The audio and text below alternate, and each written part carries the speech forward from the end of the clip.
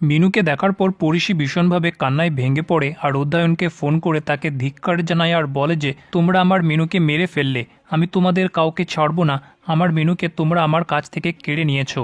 অধরা ফোনটা নিয়ে বলে যে আমরা কোর্টে প্রমাণ করে দেবো যে মিনু নেশাগ্রস্ত মাতাল ছিল।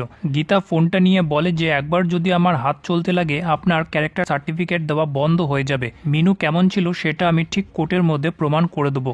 যেটা শুনে অধরা রেগে যায় আর বলে যে তুমি কিচ্ছু করতে পারবে না। তারপর তাদের দুজনের মধ্যে ভীষণভাবে কথা কাটাকাটি শুরু হয়ে যায়। অধরা বলে যে এই কেসটাকে ধামাচাপা দিতেই হবে, অধ্যয়নের একটাও বন্ধু যেন মুখ না খুলে। তখনই মনীষে এসে বলে কিন্তু আমি মুখ খুলব, আমি সব কিছু বলে দেবো। মিনুর চিৎকার এখনও আমার কানের মধ্যে ঘুরছে।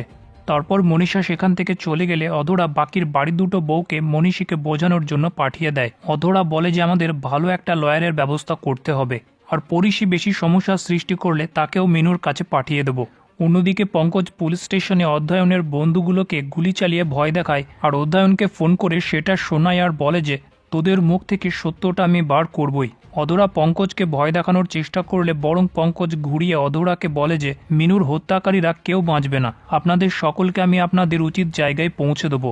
অধরা অধ্যয়নকে বলে যে গীতাকে জব্দ করার জন্য ভজন মিত্তিরকে আমরা হায়ার করে নিয়েছি, কোনো ভয় নেই। পরের দিন সকালবেলা ভজন সিনহা বাড়িতে এসে উপস্থিত হয়। সে বলে যে এইসব ছোটোখাটো কেস আমি খুব সহজে সামলে নিই, একটা পরিচালিকার মৃত্যু নিয়ে কারও কোনো মাথা ব্যথা নেই, আপনাদের কিচ্ছু ভয় পাওয়ার দরকার নেই।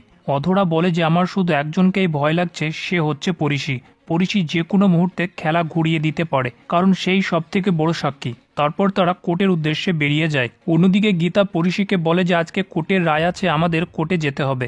মেহেক পরিশিকে বলে তুমি একটা শাড়ি বেছে নাও। তারপর ওই মুহূর্তে স্বস্তিক সেখানে এলে গীতা স্বস্তিককে একটা শাড়ি বাছতে বলে আর তাকে জিজ্ঞেস করে যে আপনাকে কোন শাড়িটা বেশি ভালো লাগছে। তারপর স্বস্তিক সেই শাড়িগুলোর মধ্য থেকে একটা লাল শাড়ি বেছে বার করে পরিশির জন্য, যেটা শুনে পরিশি অবাক হয়ে যায় আর গীতাকে বলে যে ওনার পছন্দ করা শাড়ি আপনি আমাকে কেন পরাচ্ছেন, এটা কি এমনি এমনি নাকি এটার পেছনে কোনো কারণ আছে।